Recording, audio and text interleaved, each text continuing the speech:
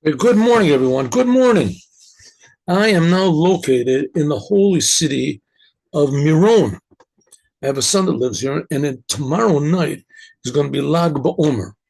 So, if so, that's the reason why it maybe looks a little, the picture looks a bit strange, and I'm using a strange laptop computer, which it took me about an hour to figure out how to get connected and how to open up this program and all the codes and the passwords and something like that. But here I am. Okay, so let's begin. Let's begin. We'll do like 20 minutes for each one of these things. Right? Let's go. So this week's Torah portion is Bahar B'chukotai, and it's talking about Rabbi Shimon Bar Yochai. So here is right. Good. Okay, ready? Let's go. Inyano Shalosh Chodeshim. This is by the Rebbe. This was 1991. So the Hebrew calendar was a little bit not exactly the same as it was now. It was like a week later. So by the Rebbe, this is relevant. This week's Torah portion that we read this week by the Rebbe was read a week later. In any case, it was right next to the month of Sivan.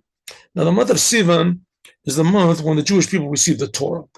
And we received the Torah about 3,338 years ago. Now, I know we've said this a lot of times, but I think it's very important that it can't be said enough that the Jewish people were chosen by God. And they have a story that says that they're chosen by God, and pretty much the whole world believes that they're chosen by God. I mean, anybody that knows the story. What's the story? That the Jewish people, all of them, they were all slaves in Egypt. And God one day just said, you're getting out. That's all. And so it took about a year of plagues and things like that.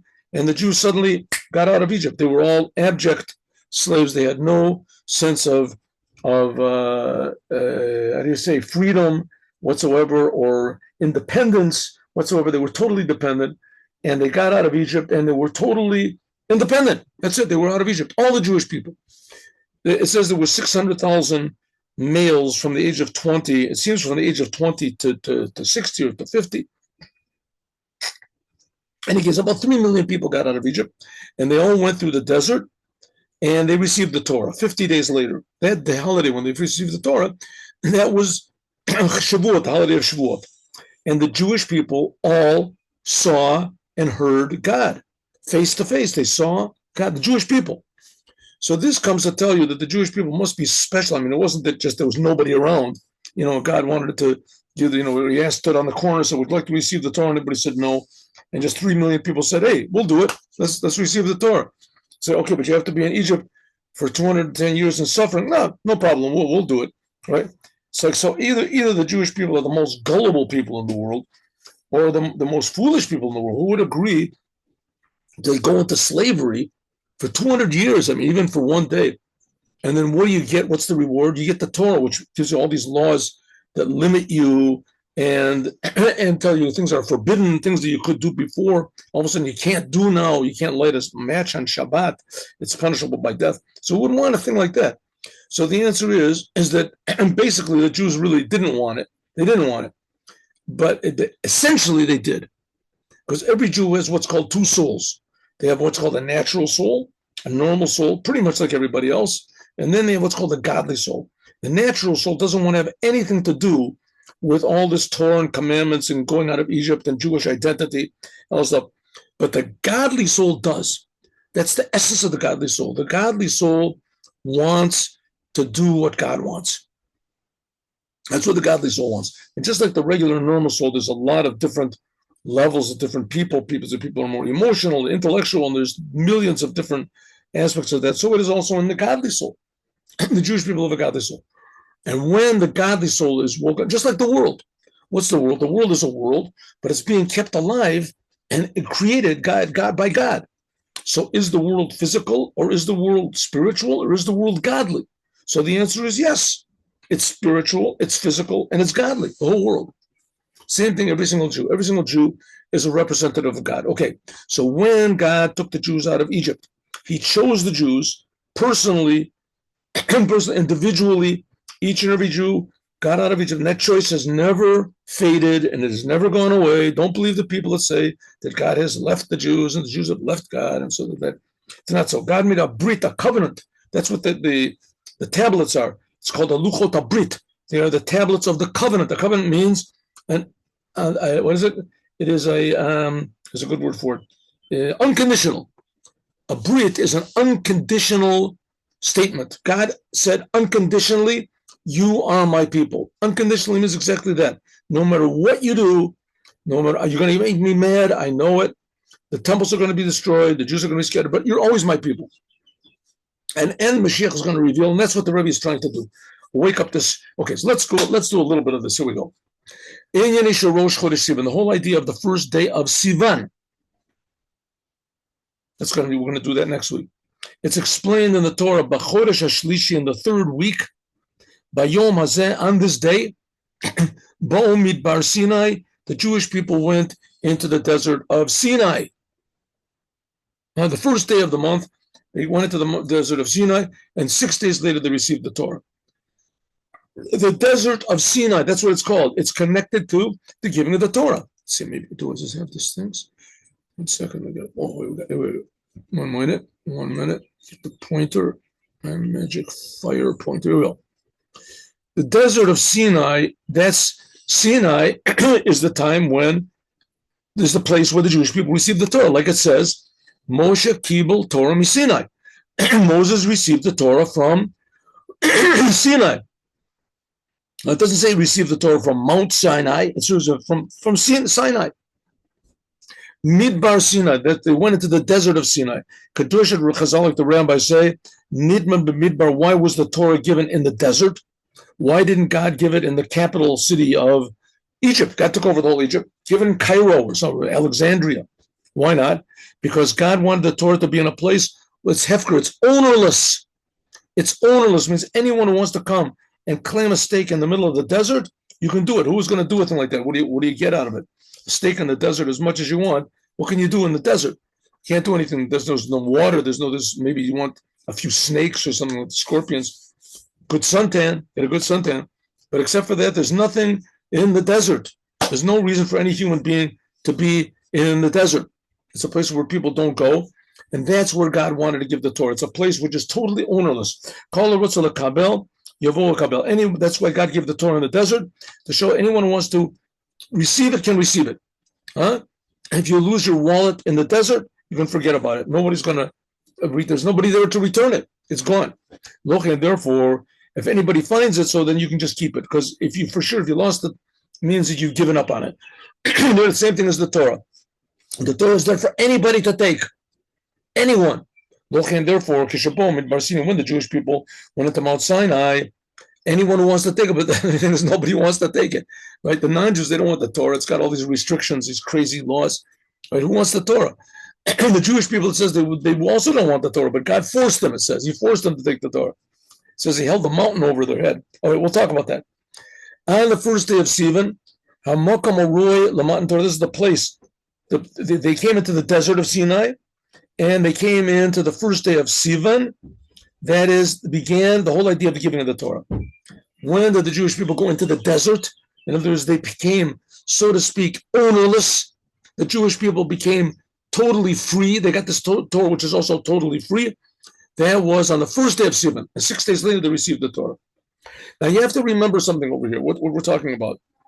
We're talking about God himself, the creator of the universe, the almighty creator of the whole entire universe, that didn't just create the universe 5,000 or 5,000 billion years ago, or 5,000 billion to the billionth power years ago.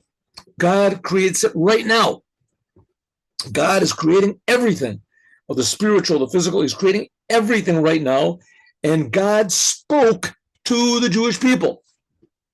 There's a lot of religions in the world, and there's a lot of different conceptions of what God is, but none of them share this conception. None of them, not even close. But on the other hand, everyone that's heard of it agrees that it happened.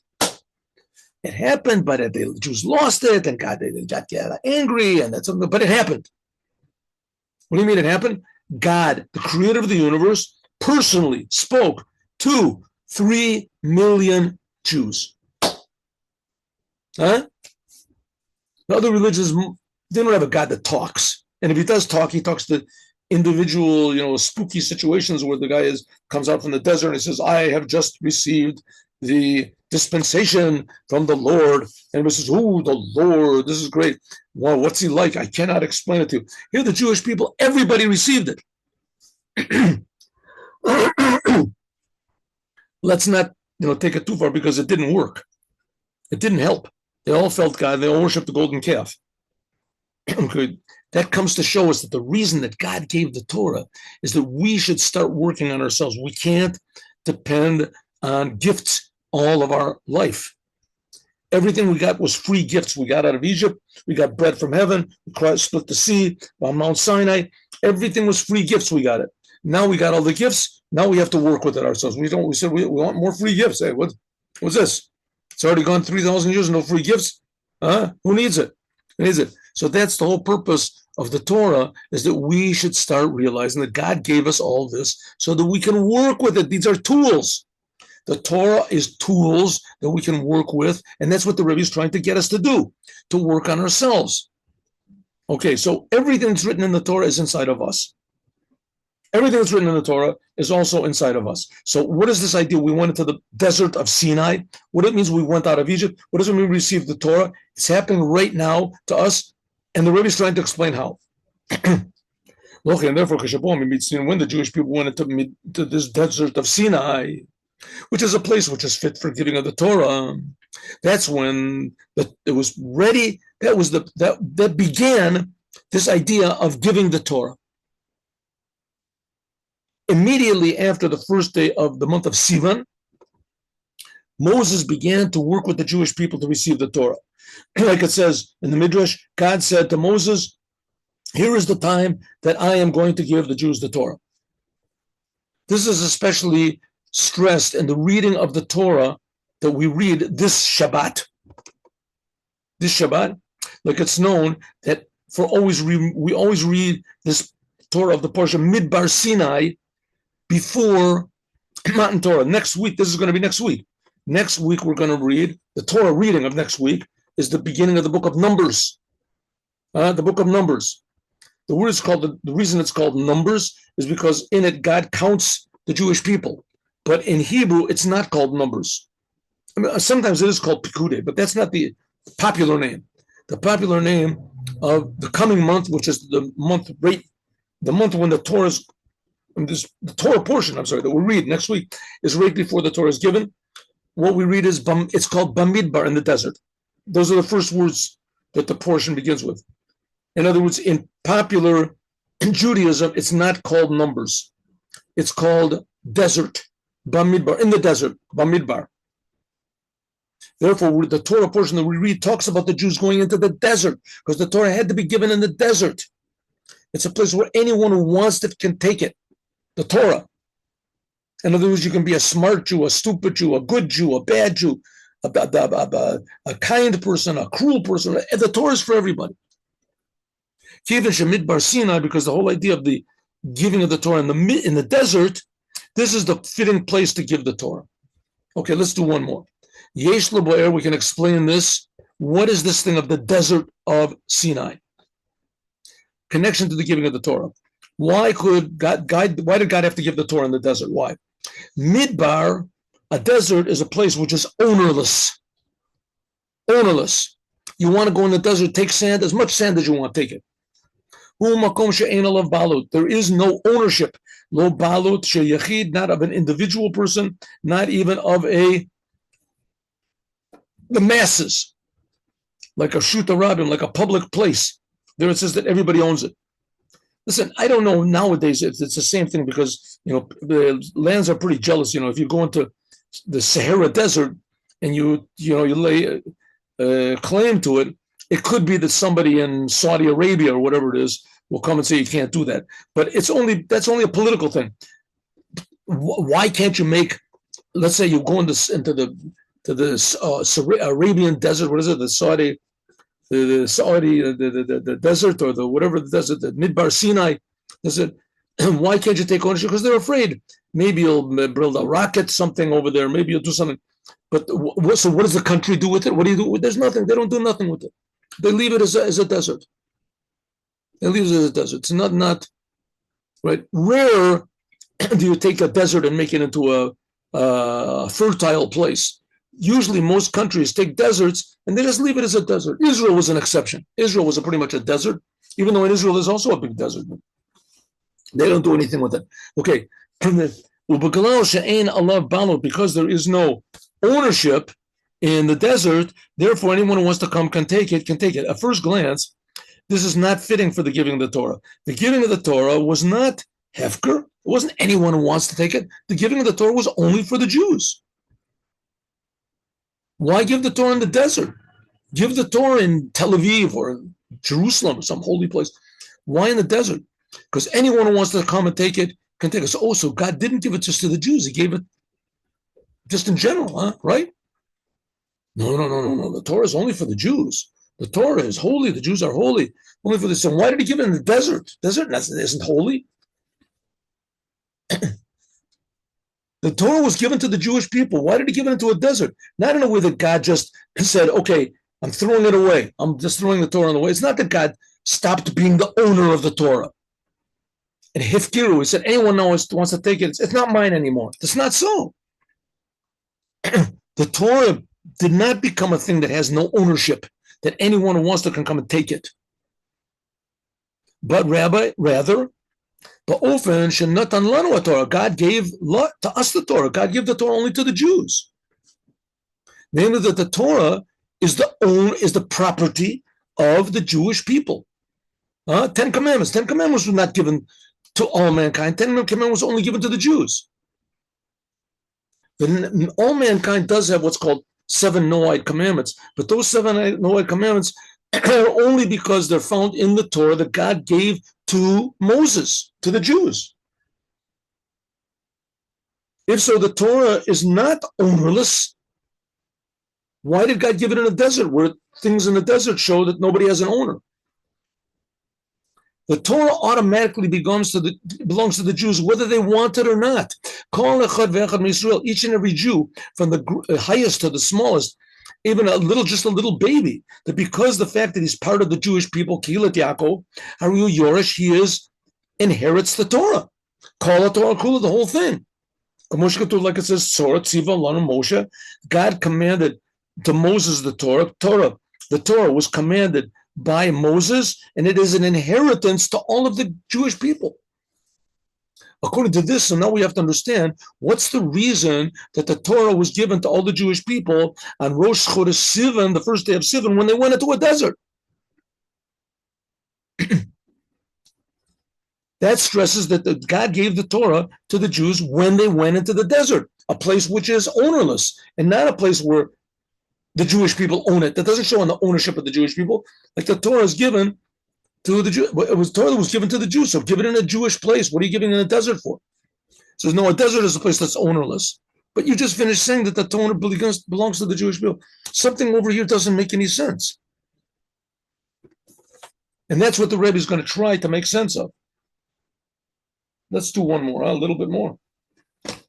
La'idach, on the other hand, we have to understand what's the reason that the desert in the 3rd month, on this day they went into the desert, is stressed in this Torah portion that we read right before next week's Torah portion, and that we read right before the giving of the Torah, Bamidbar.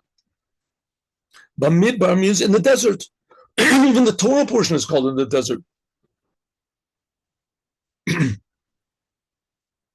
We read that right before the holiday of Shavuot. We don't read it on the week when we bless the month, when we bless the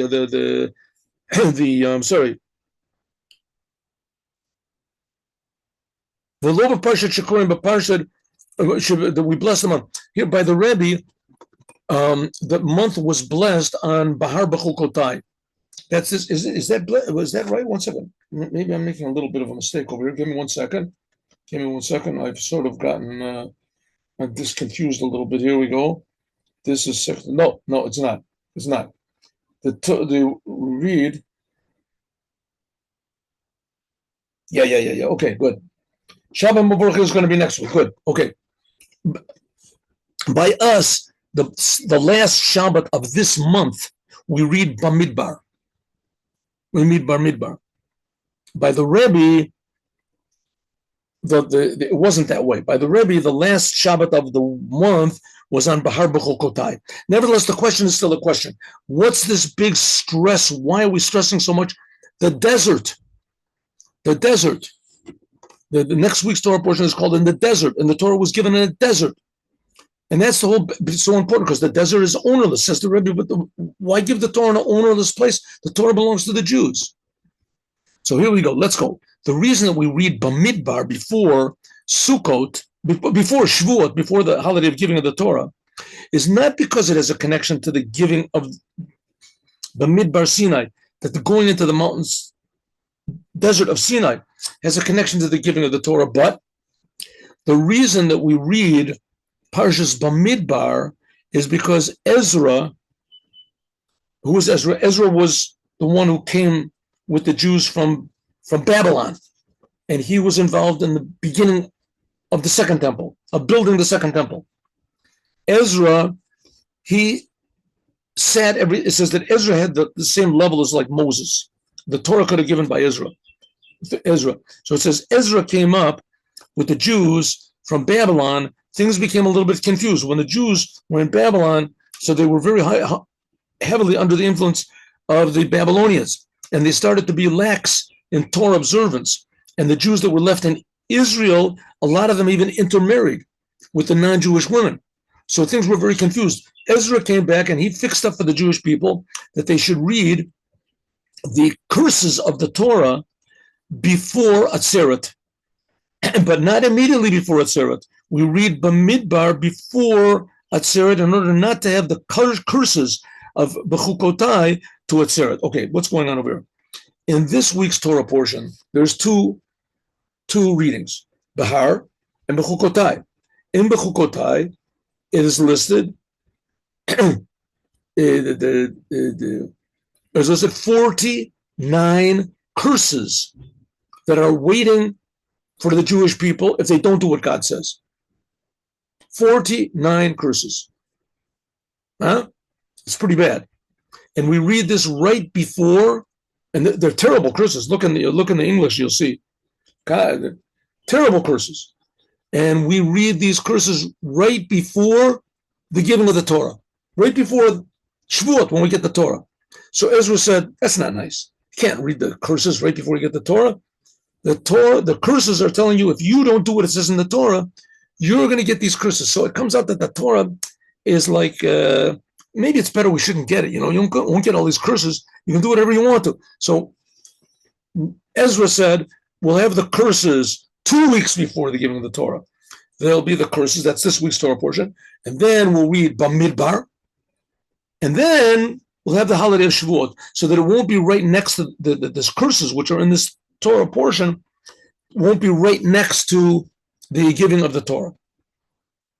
This is Parashat Bechukotai. That's where all the curses are. The shaykhut and the connection. The connection of this week's Torah portion, Bahar Bechukotai, to the giving of the Torah, is stressed at two things. Okay, so what do we read before the holiday of Shavuot when the Torah is? We read Bamidbar. What do we read this week? Right? And there's 2 weeks before the Torah, we celebrate the Torah. Bahar Bechukotai, a double Torah portion. Bechukotai has all these curses in it.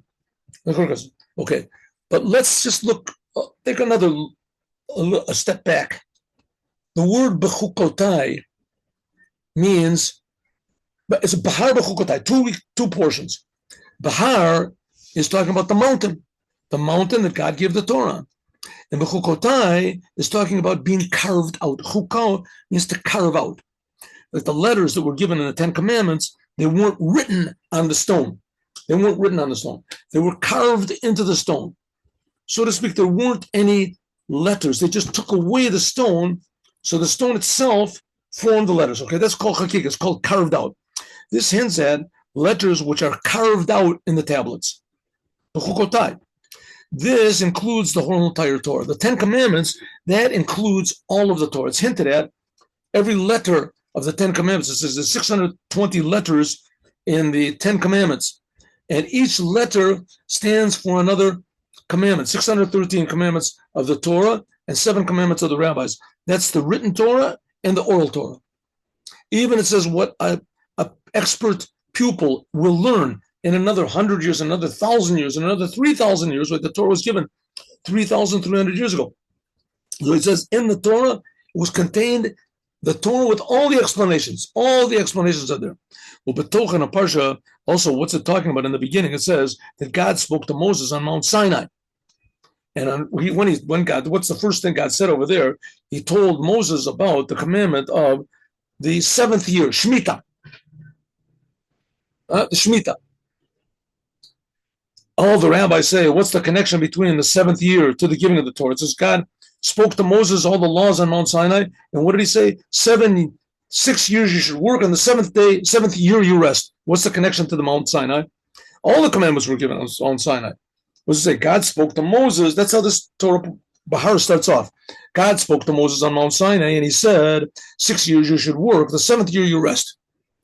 The rabbi said, what are you talking about? All the commandments were given, not just that one. It says, Ma Shemitah, just like Shemitah, the holiday, the commandment of resting on the 7th year is told all of the details. In the Torah, it's written all the details. Right? Most of the other commandments, there are no details. Tefillin doesn't say what the details are. What's a mezuzah? Right? Which day is Shabbat? You're not supposed to do work on Shabbat. What does it mean not to do work? So it says, Shemitah is an exception to all the rest of the Torah laws. And Shemitah, it says explicitly what the details are.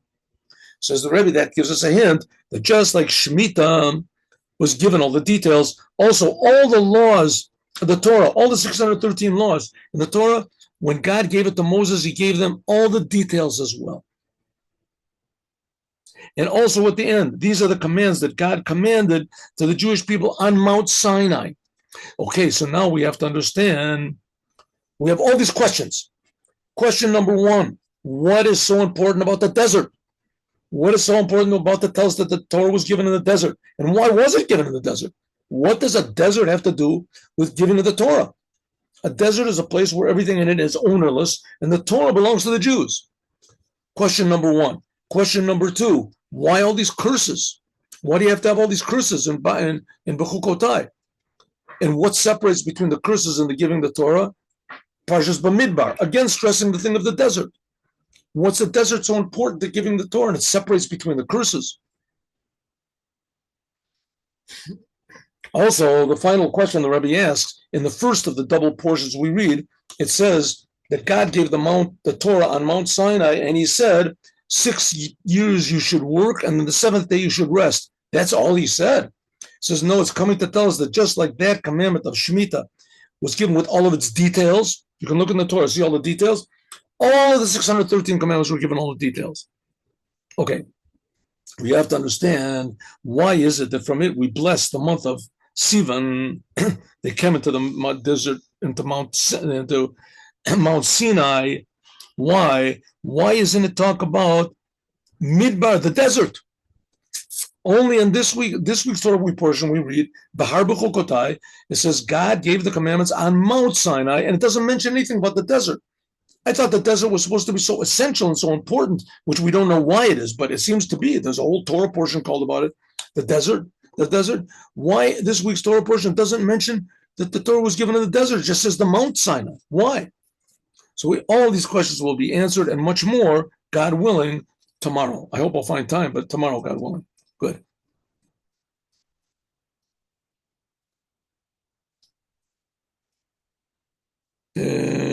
Stop the recording.